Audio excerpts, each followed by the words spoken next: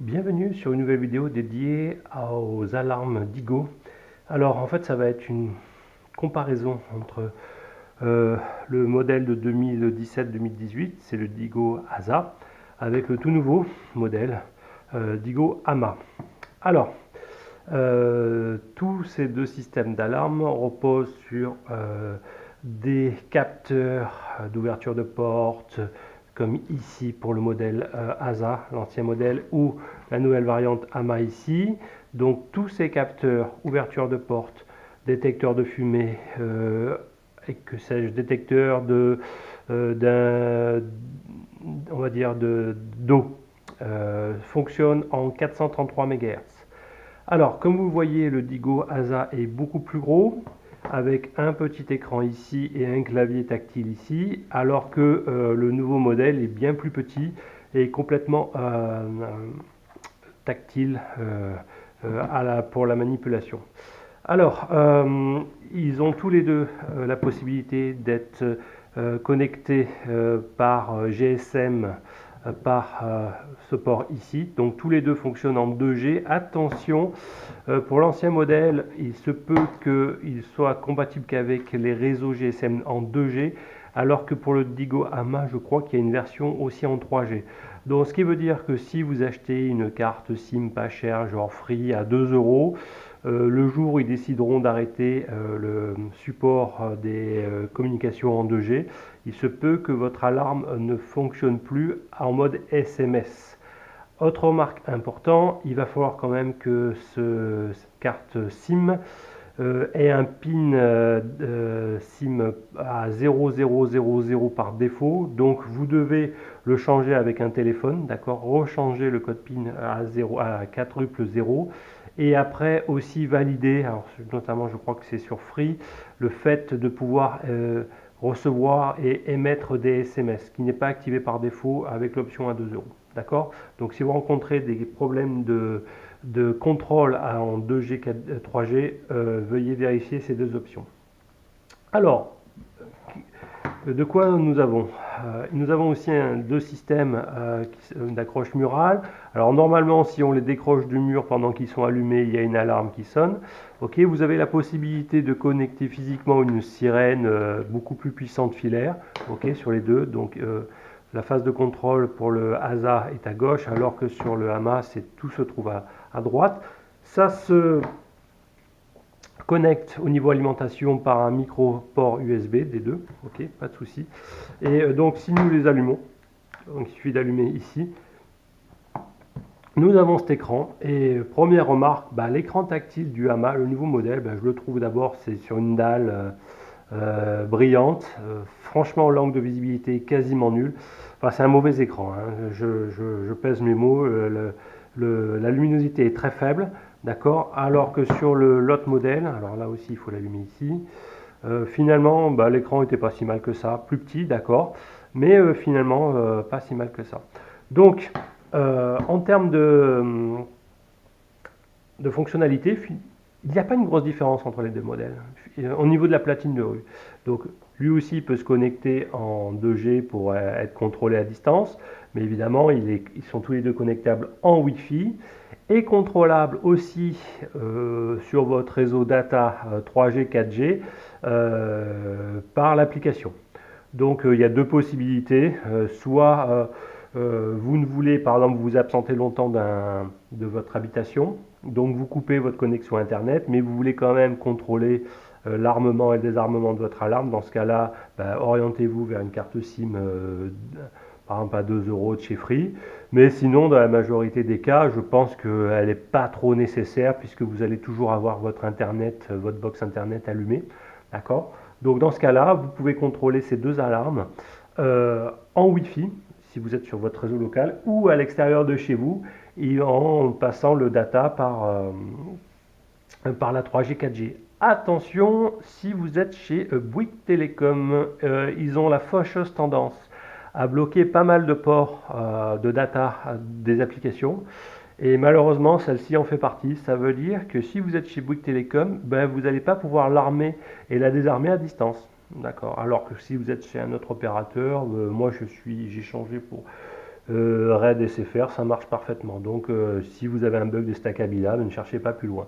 Ils sont au courant, parce que c'est pas la seule application. Par exemple, EWLink, c'est pareil, c'est bloqué. Je crois que même Yuka, c'est bloqué. Enfin, bref, et tout le monde se plaint, mais ils ne font rien. Bon, bah écoutez, c'est une moyenne perte des clients pour eux. Je ne sais pas pourquoi ils bloquent ces ports. Bon, je ferme la parenthèse. Je ne sais pas une action anti-Bouygues ou que sais-je encore. Alors, donc au niveau platine de russe, c'est exactement les mêmes contrôles. Vous pouvez régler les délais d'armement, le délai pour sortir de l'habitation ou pour rentrer, d'accord, des choses Stackabila.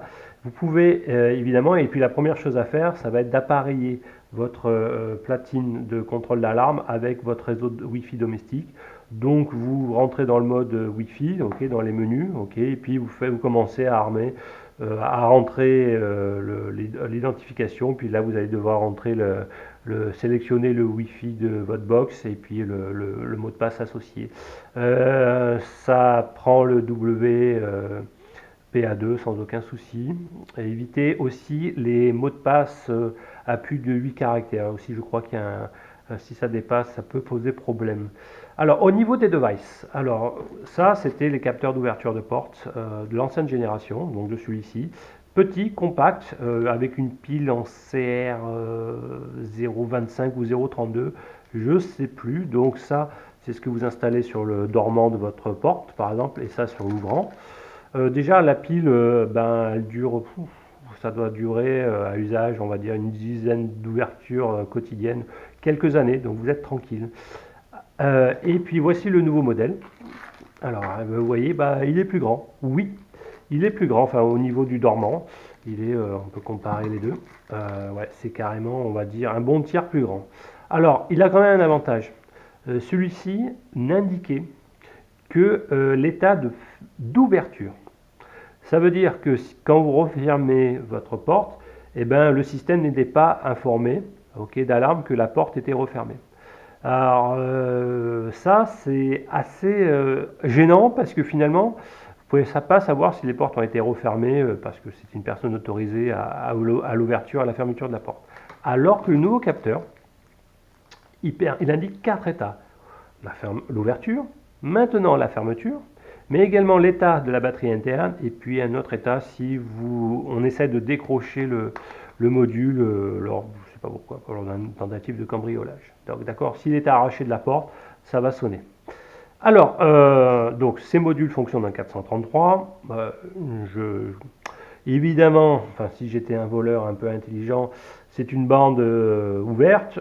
Je mettrais un brouilleur 433, donc une petite powerbank en USB, et puis je prends un module qui émet dans la bande 433-833, et puis là, tous vos capteurs vont être neutralisés, quoi. Donc, faites-y attention, ces alarmes-là, avec tous ces capteurs un peu sans fil, ils ont des gros talons d'Achille. Ce qu'il faudrait, en fait, ce serait un autre capteur qui mesure la puissance sur ces bandes-là. Et donc, si un jour vous voyez une puissance anormalement élevée sur ces bandes-là, ça veut dire que c'est un peu bizarre. Et donc, moi, je ferai sonner l'alarme. Bon, enfin, je reviendrai dans un petit moment parce que à la fin de la vidéo, enfin la deuxième partie, puisqu'on verra la partie Home Assistant. Alors, au côté application, eh bien, c'est pas de souci. Tous les deux, alors je vais vous montrer sur l'application. Voilà, Easy Sécurité. Tous les deux utilisent l'application Easy Sécurité. Ok, donc vous signez, c'est la même qui va être utilisée et aucun souci, les deux peuvent être vus simultanément. Donc vous pouvez avoir deux blocs d'alarme séparés, d'ancienne génération OSA ou la nouvelle AMA. Il n'y a aucun souci, ça marche. Bonne nouvelle, les capteurs nouvelle génération fonctionnent avec l'ancien. Ou l'inverse, les anciens fonctionnent avec les nouveaux. Donc, grosso modo, sachant que je vous ai dit que la platine n'était pas extraordinaire, c'est tout tactile. Ok, ce que vous pouvez faire, et puisque finalement, la vraiment nouveauté de Hama, c'est plutôt ces capteurs avec les fermetures, je conseillerais presque d'acheter l'ancien modèle, qui est moins cher, 20 € moins cher, je crois, quasiment, avec les nouveaux capteurs. Voilà. D'accord? Ben, ça, c'est quasi mon point de vue. Puis finalement, la platine est presque plus jolie, l'écran est sympa. Là, je suis un peu déçu hein, par la qualité de l'écran. Bon, vous voyez, c'est extra. Regardez l'angle de vision. Alors, peut-être vous pouvez régler un peu le brightness. Oui, alors vous pouvez régler les armements, etc. Donc, on va rentrer dans les settings. Alors, ça, c'est pour l'écran. OK. Et puis après, vous avez les différents settings. Alors, vous allez dans menu ici. Et puis, certainement, vous pouvez régler la partie écran. Mais c'est très, très faible. J'arrive à pas voir. Mais vous avez les mêmes options. Donc ici, vous allez ici dans Wi-Fi pour aller appareiller votre alarme avec votre réseau Wi-Fi domestique. Puis ça se fait.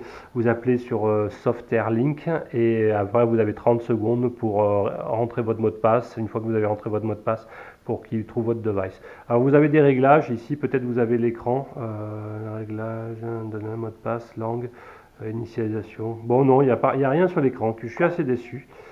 Autre point, pour appareiller vos différents capteurs, donc une fois que vous avez connecté votre platine avec votre réseau domestique, vous devez ajouter un par un vos différents capteurs. Donc vous pouvez le faire par la platine de rue, donc vous avez dans accessoires, je crois ici, et puis vous allez rajouter par apprentissage ou rajouter des détecteurs ici. Ok.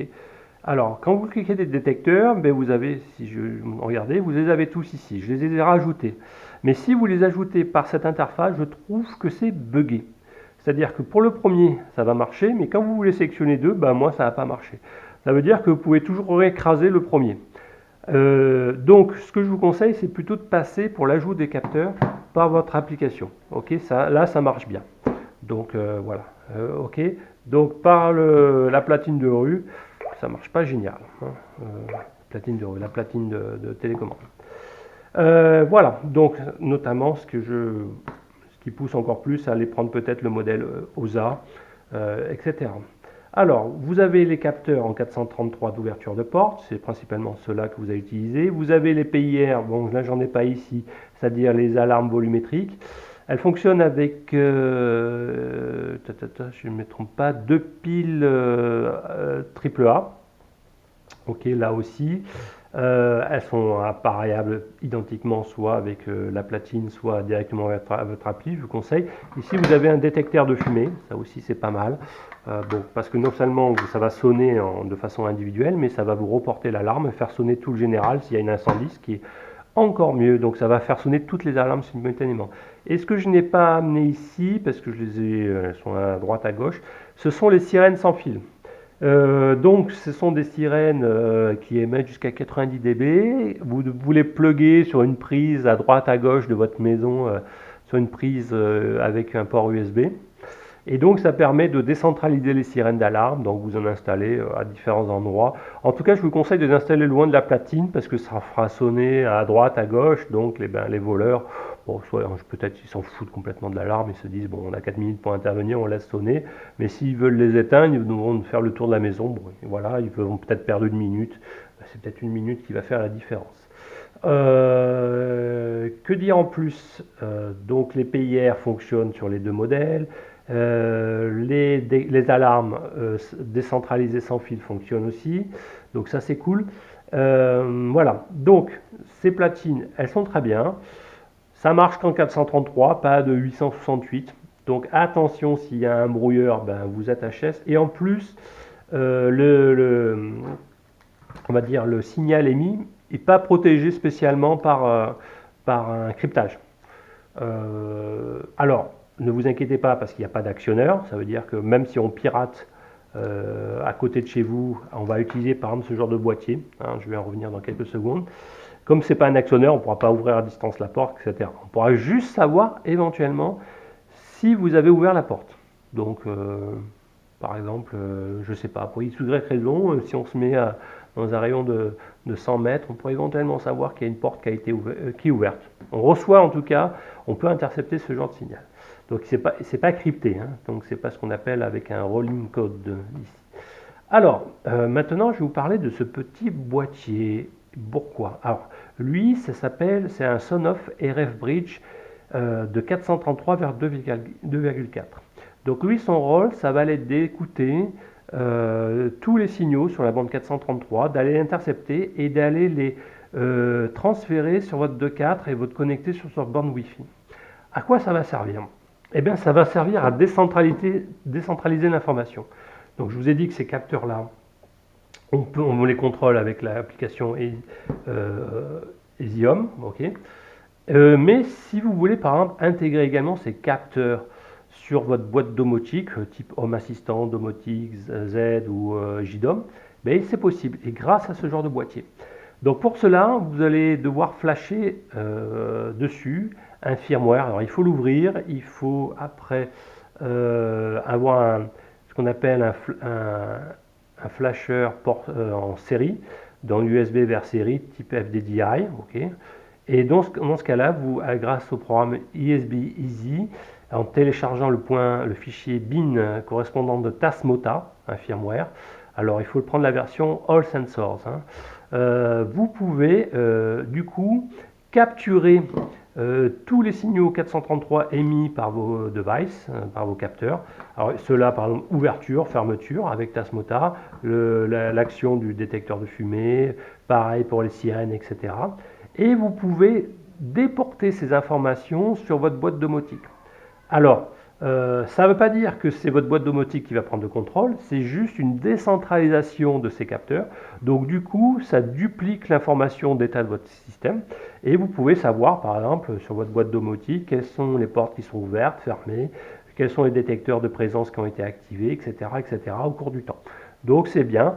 Et du coup, comme vous avez ces informations, ben, vous pouvez par exemple créer des scripts d'automatisation plus intelligents. Par exemple, si vous avez détecté une ouverture de porte, dans ce cas-là, pourquoi pas démarrer une caméra supplémentaire, etc. Chose que vous ne pouvez pas faire directement et uniquement avec ces blocs alarmes-là. Donc du coup, l'intégration dans une boîte domotique permet de faire des actions beaucoup plus évoluées. Donc c'est pour ça. Alors je vais vous montrer un peu comment ça se fait. Donc je vous ai dit, vous devez flasher Tasmota pour récupérer, on va dire pour les capteurs d'ouverture de porte, l'ouverture et la fermeture. Alors si vous voulez l'état de la batterie, il va falloir flasher un autre firmware qui s'appelle OMG pour Open MQTT Gateway. D'accord? Dans ce cas-là, grâce à ce firmware, vous avez à récupérer les 4 états de votre capteur d'ouverture de porte. Donc, ce qu'il faut savoir, que ce soit Tasmota en firmware ou OMG, chacun d'eux intègre un client MQTT. Alors, MQTT, qu'est-ce que c'est? C'est un protocole qui permettra d'échanger les informations de capteur, de l'état de capteur, avec votre boîte domotique. Alors, si vous avez un Raspberry ou n'importe quel Synolosis, vous pouvez aller pouvoir récupérer des informations via MQTT. Donc sur votre serveur, par exemple un Raspberry, vous avez votre broker MQTT et en flashant Tasmota ou OMG, vous allez un petit client léger, donc il faudra indiquer dedans l'adresse IP de votre Raspberry avec les identifiants, etc., votre topic dans lequel vous voulez mettre les informations, et puis voilà, c'est parti, vous allez récupérer dans Home Assistant les choses. Donc voilà. Au bilan au niveau électronique, je n'aime pas du tout l'écran. Par contre, c'est une super alarme. Les capteurs s'intègrent très facilement avec l'application. Vraiment, vraiment très facilement. C'est vraiment, super sympa. Donc, regardez par exemple ici, alors je ne sais plus laquelle qui est allumée. Donc, je rentre dans l'alarme. Et ici, je vais dans Settings, ici.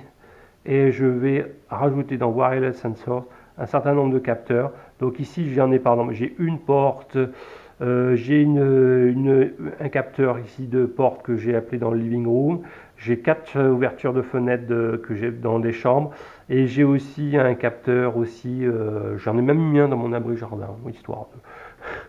Voilà. Voilà, donc ça c'est assez cool. Et puis vous avez aussi des sirènes, et puis les sirènes sans fil se font ici dans Wireless Siren Pairing, etc. etc. Donc l'application est assez bien faite. Vous pouvez régler les délais aussi d'ouverture de porte et de fermeture. Donc mon conseil sur cette Digo, c'est pas très cher. Ça doit coûter 100 capteurs 50 € à peu près, je sais plus, 50-55. Et moi, je vous conseille de prendre les nouveaux capteurs. Certes, ils sont un peu plus gros, mais vous avez l'état de fermeture. Et dans l'intégration d'une boîte domotique, c'est super. Je vous conseille de prendre également Évidemment, les sirènes sans fil, elles sont un peu chères, elles sont à 13-14 $, donc dans une 12-13 euros. Prenez-en 2 ou 3, ok, et planquez-les à droite à gauche de la maison, avec des prises USB un peu planquées, ça va les retarder un peu. Elles sont fortes, mais pas extrêmement fortes. Ok. Prenez des détecteurs de fumée, du coup vous vous déportez, parce que de toute façon c'est obligatoire dans toute habitation, et du coup vous en mettez, par exemple, moi j'en ai déjà 2 pour chaque étage de ma maison, mais je vais en mettre un aussi au-dessus de mon tableau électrique au cas où. Voilà, et si vous avez besoin, près d'une machine à laver, vous pouvez prendre un capteur de détecteur d'eau, c'est pas mal. Voilà, qu'est-ce que vous avez comme capteur? Vous avez des capteurs je crois, de température et d'humidité, des choses comme ça.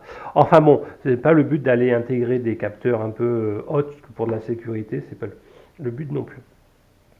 Donc dans cette deuxième partie, je vais vous montrer un peu l'intégration dans Home Assistant. Bon, c'est l'OS que j'ai décidé d'installer sur mon Raspberry.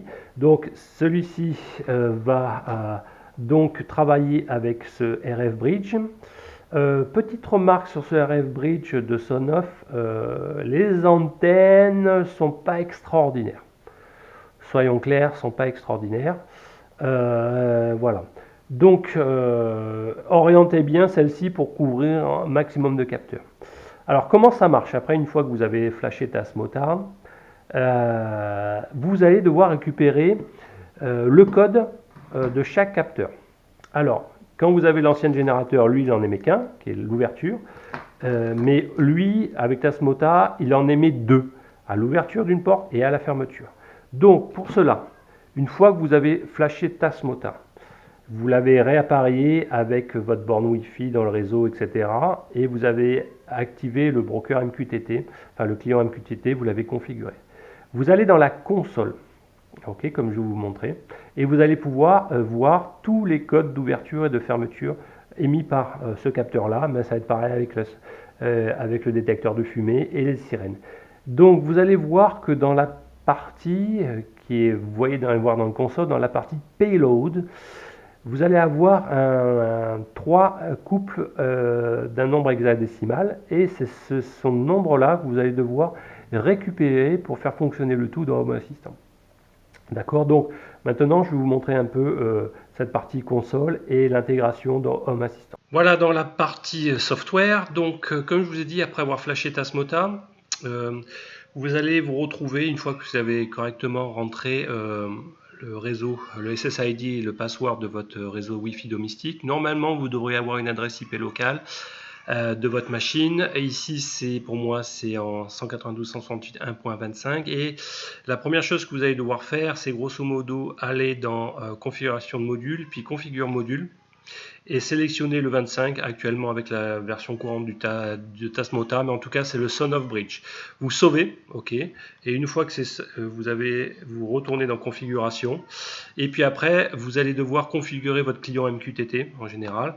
Donc vous cliquez sur MQTT et là vous mettez l'adresse IP de votre broker MQTT. Typiquement c'est la même IP que votre serveur domotique. Donc ici moi c'est mon Raspberry avec mon SIO, le port du client MQTT, et puis éventuellement si vous avez identifié vos connexions MQTT avec un mot de passe, un login password, vous mettez l'identifiant que vous avez mis dans votre broker MQTT, et vous pouvez rajouter un nom de topic, donc ok, dans lequel les messages vont être émis. Alors une fois que vous avez sauvegardé, ça va rebooter, vous pouvez, alors attendez, je vais essayer de déplacer ça, je ne sais pas comment on va faire. Excusez-moi, je vais retourner dans la... voilà. Et vous allez dans la partie console, ici. Donc, c'est là que je vous ai dit que finalement, on peut écouter indirectement, espionner tous les appareils capteurs en 433 MHz qui ne sont pas protégés par un mot de passe dans leur encryption. Donc, ce que vous voyez ici, c'est le fameux topic RF Bridge, ici dans la partie télémétrie. Et puis, vous avez un état. Okay, et ce qu'il faudra éventuellement retenir, eh bien, ça va être, on va le voir apparaître dès que je vais actionner un actionneur, mais ça va être la partie payload. Alors, ce que je vais faire, pour vous illustrer, je vais me déplacer et allez ouvrir une fenêtre, ok, et vous allez voir apparaître la partie, le message qui va être capturé par le RF Bridge. Voilà, j'ouvre. Donc vous voyez ici apparaître là clairement dans le result, dans le champ result, dans la partie data, eh bien c'est ce payload qu'il faudra noter pour ce capteur là. Donc ça c'est pour l'ouverture, mais si je referme maintenant ma porte, vous devrez avoir un autre arrivé. Voilà, ici c'est en B9. En fait j'ai remarqué que finalement vous devez rajouter 6 entre la valeur de l'ouverture et la valeur de fermeture en général sur vos capteurs. Donc ces deux valeurs-là, ben, il va falloir les noter. D'accord? Donc c'est pas très compliqué. Et c'est ce qui sera transmis après par ce client MQTT intégré dans Tasmota à votre broker MQTT, ici ma boîte Raspberry. Donc maintenant, on va aller voir comment l'intégrer dans par exemple Home Assistant. Alors je vais dans Home Assistant.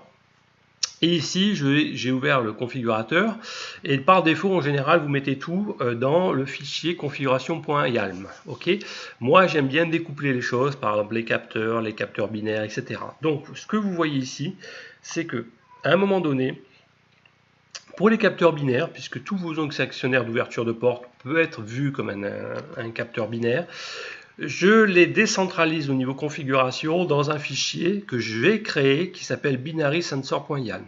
D'accord? Donc vous créez binary sensor, -sensor, 2 points, et là vous faites un dièse include binary sensor YALM. Alors celui-ci n'existe pas par défaut, donc comment faire? Vous cliquez ici sur la disquette, là, le dossier, et là, dans la racine du répertoire config, là il y a aussi configuration.yalm, vous cliquez ici sur plus et ça va vous créer un fichier vierge que vous allez évidemment sauvegarder sous le nom de binary-sensor.yalm. Ok, donc c'est ce qui est déjà fait et moi je vais vous montrer le mien. Alors, voici mon fichier. Voilà. Alors, regardez comment ça fonctionne. Ici, j'ai pas mal de capteurs. Donc, qu'est-ce qu'on retrouve? D'abord, ça fonctionne en MQTT. Donc, vous devez mettre un tiret plateforme MQTT.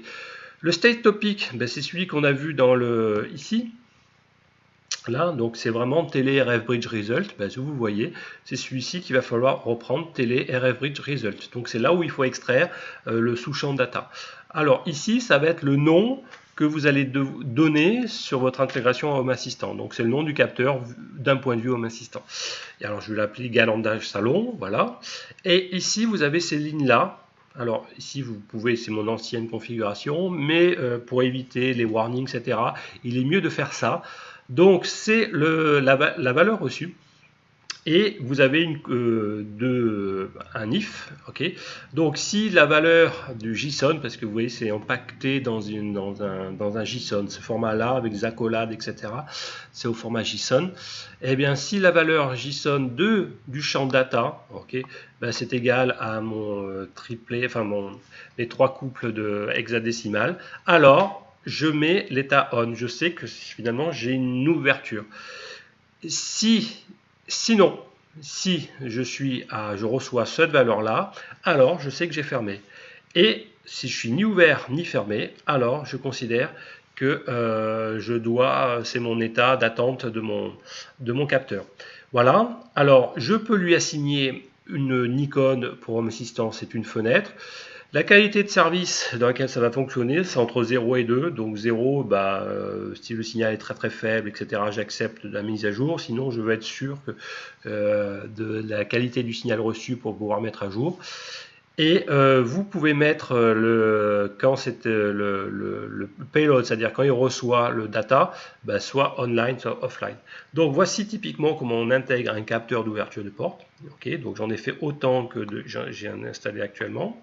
Je sais plus, j'en ai 6 ou 7, je ne sais pas exactement. Bon, bref, et chaque fois finalement je change le nom avec les 2 payloads, je vous ai dit de noter, qui sont capturés ici, à chaque fois que vous actionnez un de ces capteurs. Alors, je vais vous montrer maintenant comment par exemple on intègre, je pense c'est une sirène sans fil. Alors ma configuration n'est pas parfaite, voilà, un abri jardin, voilà, ou par exemple un détecteur un PIR, c'est-à-dire un détecteur de mouvement. Donc ici c'est un petit peu différent, pourquoi? Parce que le PIR ne vous retourne pas un état fermé, puisque ça vous donne simplement il y a eu du mouvement, c'est tout. Donc ce qui veut dire que par défaut, dans Home Assistant, eh ben, dès qu'il y a un mouvement, il va dire il y a eu un mouvement, et il va rester dans cet état-là. Donc on comprend bien que c'est un peu bizarre. Donc c'est pour ça que, comme vous le voyez sur le capteur physique, la lumière rouge s'allume, eh bien il va falloir l'éteindre cette lumière rouge. Et ça, bah, je ne suis plus dans le capteur, je suis au bout de 3 secondes. Ici, j'ai décidé de faire ça au bout de 5 secondes. Alors comment on fait? Toujours pareil, plateforme MQTT, state topic, result. Là, on donne le nom du capteur. Ici, j'en ai mis un quelque part, puis il est rentré. Et je récupère toujours dans la structure JSON, dans la partie data, son payload, évidemment, je suis allé chercher dans la console de Tasmota. Et ici, je rajoute l'option off-délai 5 secondes. OK.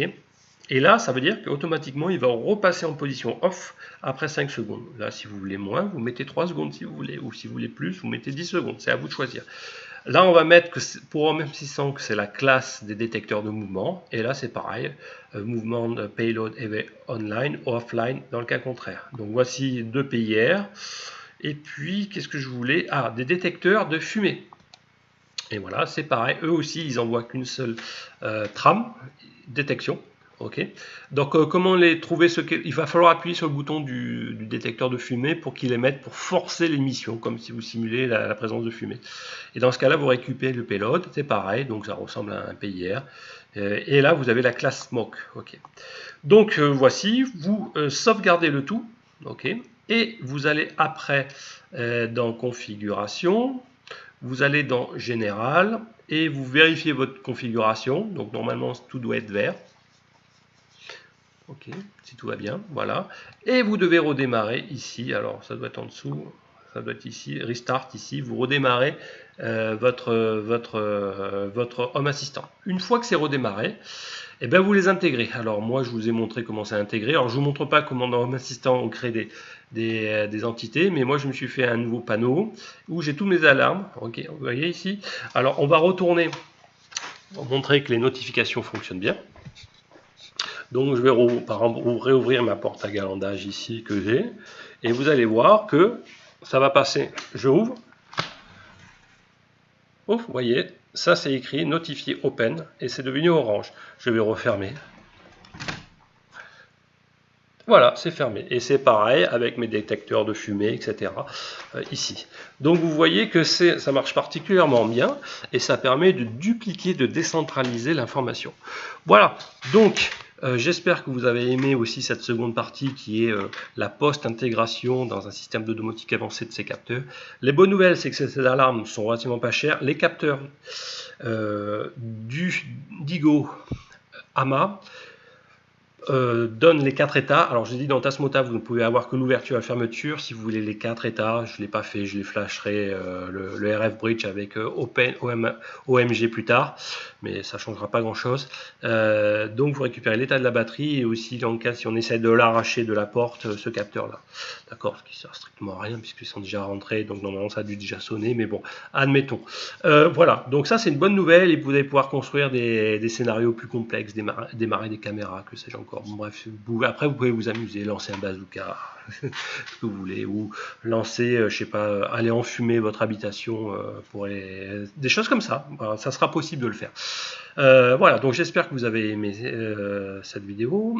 J'aime beaucoup les produits Digo. Le Hama, sur la platine elle-même, elle n'apporte pas grand-chose, à part un écran tactile de qualité moyenne.